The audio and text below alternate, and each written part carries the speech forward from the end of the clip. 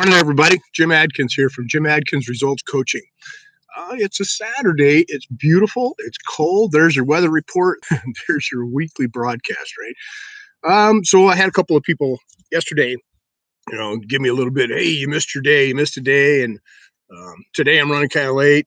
I'm actually struggling with the thought of a consistent show.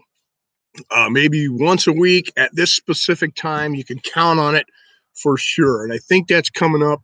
I'm not sure if Saturday works best or Sunday. We're going to put that together. But I still want to jump on here maybe once in the morning and do the morning thing. And for sure, I believe so. And I have special workshops. And I mentioned the one that we're going to do tomorrow. Tomorrow is the one that I learned. It's a workshop. It's actually not a workshop, it's just a podcast that's going to let you know some of the things I learned when I was going through the big C. And I don't mean Colorado or California. But I learned that everything is food. And this is the way that I helped heal myself. And I'm not talking about just things that you feed, you eat. I'm talking about things you see, you hear, everything. So we're going to discuss that tomorrow. But this weekend, good morning, Cindy. This weekend brought up a really powerful message, a really powerful lesson, I guess is what the word is, that comes around for me way too often. And I wanted to share it with you because I have a tendency to get lost in this message. I forget the lesson and I relive it at least 2 or 3 times a year. And it's a major one. So here goes. You saw the headline, here's your sign. Well, bless his heart, Bill Engvall. I love Bill Engvall. Here's your sign. And I'm not talking about silly things like, I was driving down the road and there was a semi truck and it was stuck up underneath an overpass. And we got out to see what was going on. And inevitably some guy walked over there and said, "Hey, did you get stuck?" And the semi driver said, "Nope. I was delivering this overpass and I got four flat tires. Here's your sign." No, it's not that kind of an obvious thing, but this is what it is. When you attempt to do something and you get resistance, is it a sign or is it a test? Now, I saw some people jump on here and leave. I can see when people are on there and they're not. I don't know who it is, but probably because of my terrible storytelling. But is it a sign or is it a test? And do you persevere or do you change directions? Again, let me clarify that statement because that's the most important part of this whole thing. You're moving forward and you hit a roadblock or a stumbling block or you come to a complete halt or something gets really tough and it gets hard to manage. Is it a sign or is it a test? Now, we all know there are certain obstacles that will pop up that will test us, test our resilience, test our fortitude, test our morals, our ethics, test our drive. And then there are flat out signs that sometimes we have to change directions or end it completely. Cindy says, I think it is a test. Work through tough times. It's both, Cindy. It's both. And let me share with you. And I'll start with a simple one. And this is not my story, but I'll get to my story. Like right now, I'm supposed to be in Connecticut, and I'm not. I miss it. I wish I was there. I was headed there yesterday morning at 4:00 in the morning. We left Michigan to head toward Connecticut after a bunch of stumbling blocks. And I'll get back to my story, okay? But let me go through this real quick. So is it a test or is it a sign? Addiction. I've got students and clients that are struggling with addiction. They're asking for my help, and I'm helping. We're doing a good job. But you gotta pay attention to the signs. When your body starts talking to you and you're telling you that this isn't good for you, whatever the addiction is. Now, addiction by nature has a tendency to have a bad, not a bad, but let's say I can't even say negative really. When you tag something with an addiction, to me, it puts it in a place of uncontrollable action. Okay, being addicted to life, being addicted to love, being addicted to sex, drugs, alcohol, money, whatever it is you're addicted to. The word addiction kind of puts a bad spin on it, right? Okay, this is just me.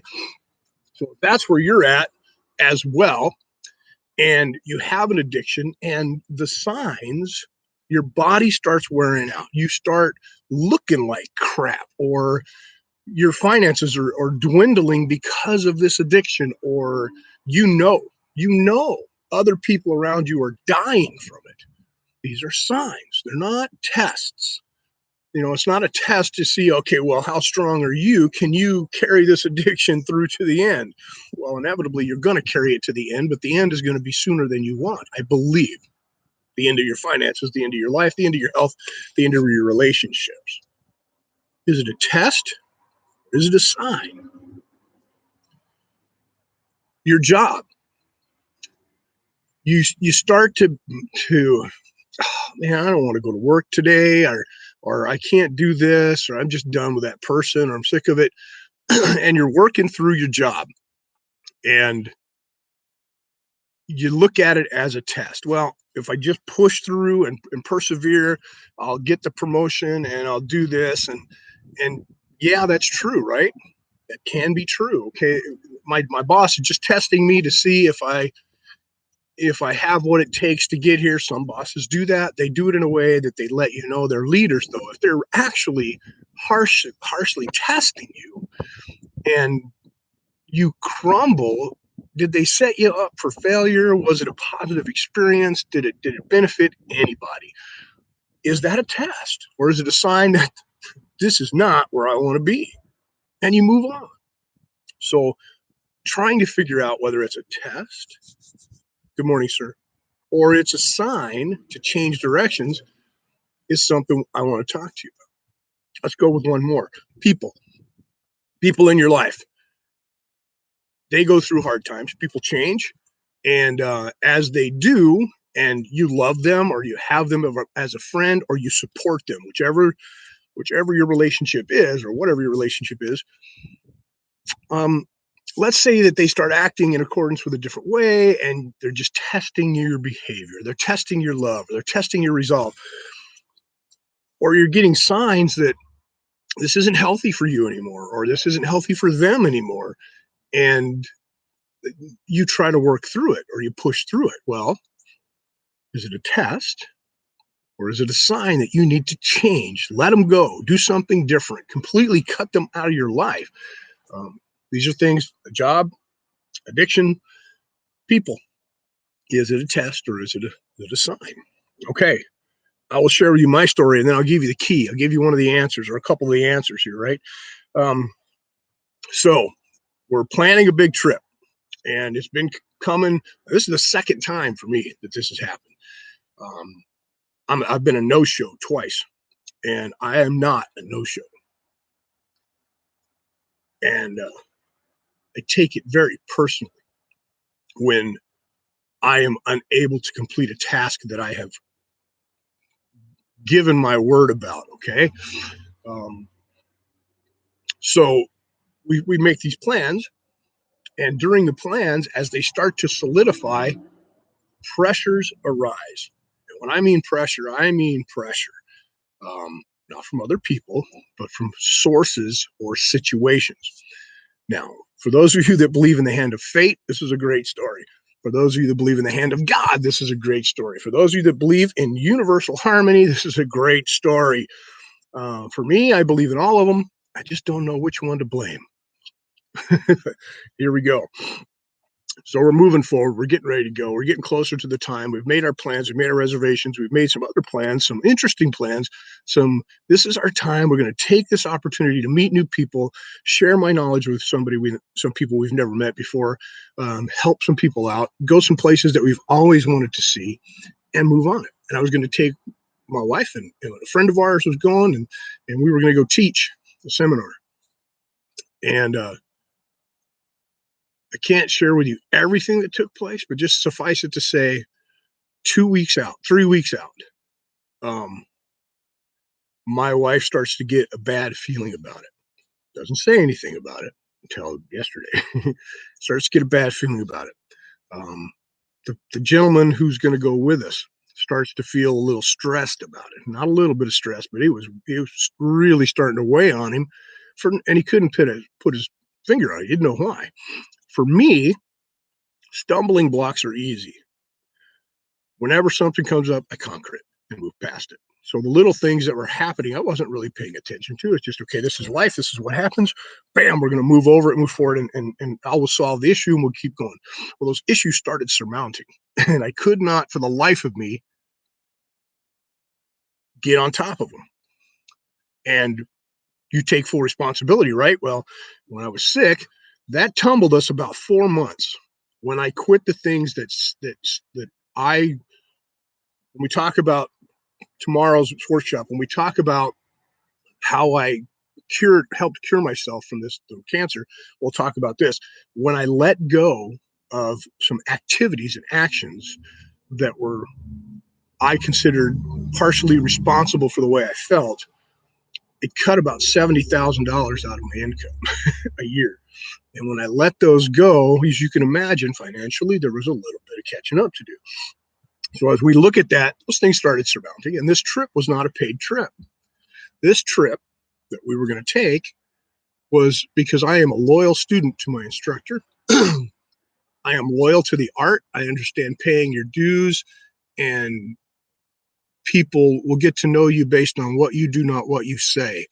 And I love to get in front of people and share what I've learned from my instructors, and Mr. Larry Tatum specifically, and have them, you know, get a good view of what his life was about, his legacy is about, and what mine is becoming.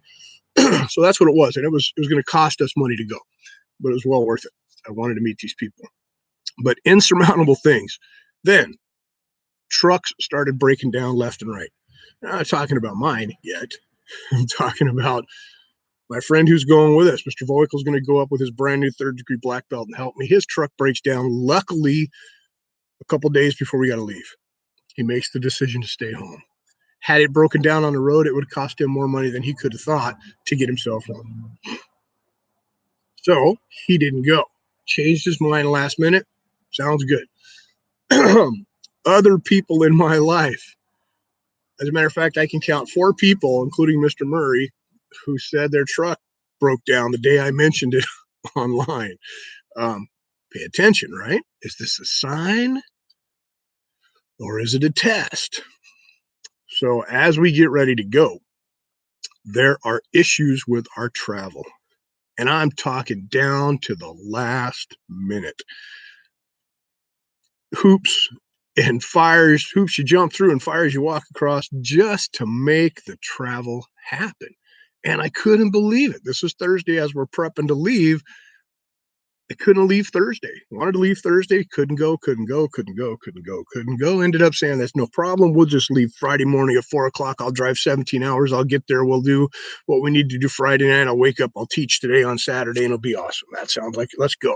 Drive 16 straight hours, 17 straight hours. That was going to work.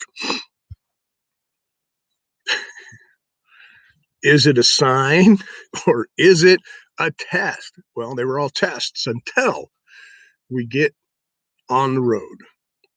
And as we're traveling, things don't work out. And I won't bore you with specifics, but let's just say my vehicle needs quite a bit of money to make it good again. Perfect. It works now. But it's one you won't drive 17 hours yet. Is it a sign or is it a test? Well, here we go with the key, or the answer, not really the only answer, but an answer, a lesson that I learn every time. It all boils down to what you want to achieve and what's important to you. When you set a goal and that goal is congruent and clear, listen to me, and clear, everything that happens can be a sign to change your course to continue forward, which makes it sound like it's a test of perseverance. These little stumbling blocks will test your resolve. They're not set there by anybody else. Those goals that you're going to achieve you're going to start reaching um, roadblocks and like I said, pitfalls and things. Those are things that occurred from your decisions of yesterday. Those things have already been set up by you in your past. They're coming to fruition as you move forward. The more clear you are on your goal, the less you're going to encounter those stumbling blocks. Why? Because every decision you make from this point forward will serve you toward that goal. But as those continue to roll, you're going to meet them. And eventually they will stop rolling. They will stop coming. Those roadblocks are from your decisions of yesterday. Move forward towards your goal, and everything will become smooth after a while. Follow me? Set that goal, make it purposeful, and make sure every day you come back to it. So the key to learning, is it a test or is it a sign, is to have a clear goal and rituals every day that serve you. Every day. It takes work. You are not going to achieve your goal with a half-hearted effort. You may make strides in a direction that you want to go, and if you let off for 1 minute, you will make a decision that will set up a roadblock in your future. Can you overcome it? Yes, but why would we do that to ourselves? Follow me? Good. One more important key to this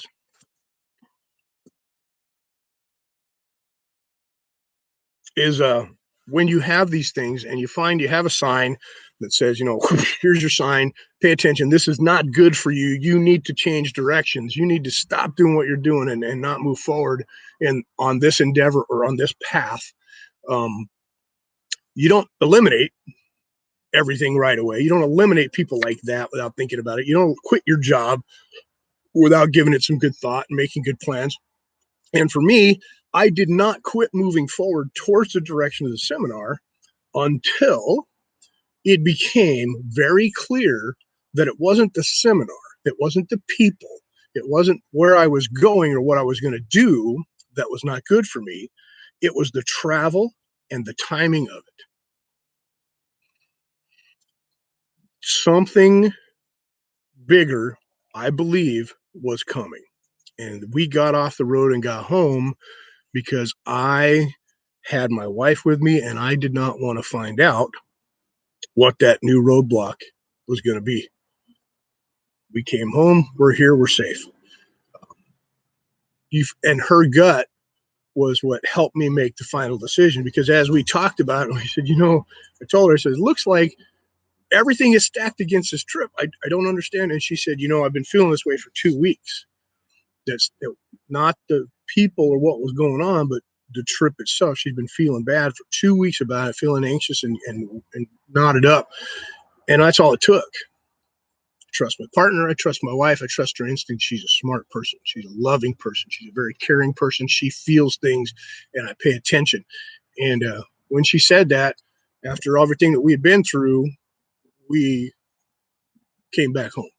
I hope the people, if you're watching me at the seminar, and I'm going to send you a video myself, people at the seminar out there, and Scott's out there, Steve Arsenal. Steve, you and your guys, and I sent this message to Steve last night about 10 o'clock. If you email me, send me your email, tell me a picture of the seminar from yourself, and I will send you a free video, one of the three that I have. You can pick Kempo chin knock, Kempo knife, or Kempo firearm. I will send you one of those for free, but you guys send me your email and your information, and send it to professoradkins@yahoo.com.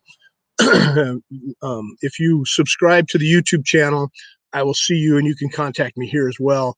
And like I said, I'll do a separate video for them on my Facebook page. But if you're watching, I apologize for not making it out. I will definitely make it up to you. It just was not going to happen that way. It was too expensive for me to continue forward financially, and I hope you understand that. So I tried. Okay, so those are the two keys. Have a goal and have rituals that you follow every day. And another one here that's important. When you set your goals and you set your rituals, include your partner. And I'll leave you with this, and I'll jump off of here and I'll let you get busy with your weekend, because I know you have plans, or hope you have plans, even if it's to do nothing. Include your partner in your goals and your rituals. For me, this is one of the mistakes I told you I was making.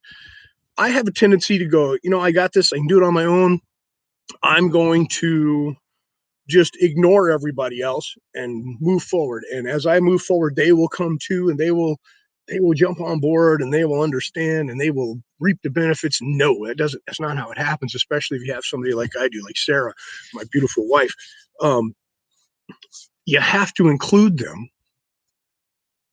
and you have to make sure that what you're doing is congruent. And I'll tell you why. It's not just because you want to be on the same page, and you do, but for me, it creates points of contention when I get 8 miles up the road and she has no clue what I'm doing yet, and we're not on the same page. And I'm like, can't you see this is that? And there's a discord there, a disconnect. And what happens is I fall off and fall backwards. Why? I think deep down I feel like I'm leaving her behind, and I wanna stop and catch her up. Not her fault. Not this is nothing to this isn't about Sarah, it's about me being a turd when it comes to not including and thinking that she might want to be along for the ride the whole time.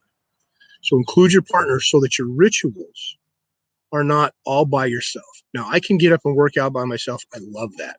I love working out by myself because I get it done. I don't talk to anybody. I just boom, I pound it out. I get in there and clang and bang and sweat, and it gets, and that's good. But let's talk about your diet or reading. When it's time to lay in bed at night or in the morning and read, or go to your den or your library and read, and your partner's there at home at the same time you've chosen to make your own time. For me, I could be spending time with her, and so reading won't get done unless we're reading together at the same time. Does that make sense? So I include her. We make the plan. Yeah, this is a good time that both of us. I like to read. We'll sit down, or she plays, her brain games on her tablet or whatever. This would be a good time for me to take that reading time, right? Otherwise, I'm kissing and snuggling and hugging while she's trying to do something else, and it just takes away from our rituals. So include your partner. The keys today to learning or figuring out whether it's a sign or it's a test. Have a clear goal. Be congruent in your goals. Write it down every day. Review it every day. Move forward every day. Make decisions every day to get to that goal. The decisions of yesterday are going to pop back up and test your resolve. Is this really what you want? Nobody else said it there. Nobody else is doing it to you. Your reticular activating system is saying, bam, here it is because of this. Bam, this is what's happening because of those decisions. Bam, can you get through this to make it to that? Yes, you can. Or, hey, pay attention. That's not good for you. Stop it. That person's not good for you. Get rid of them. Quit giving that person your time or all of your energy because they're just sucking you away from your goal, or that job is killing you. Follow me? Is it a sign or is it a test? I love you guys. Um, find out what's in your target area and grow, right? Here's your sign. I love you. Until next time, on your mark, get set, grow.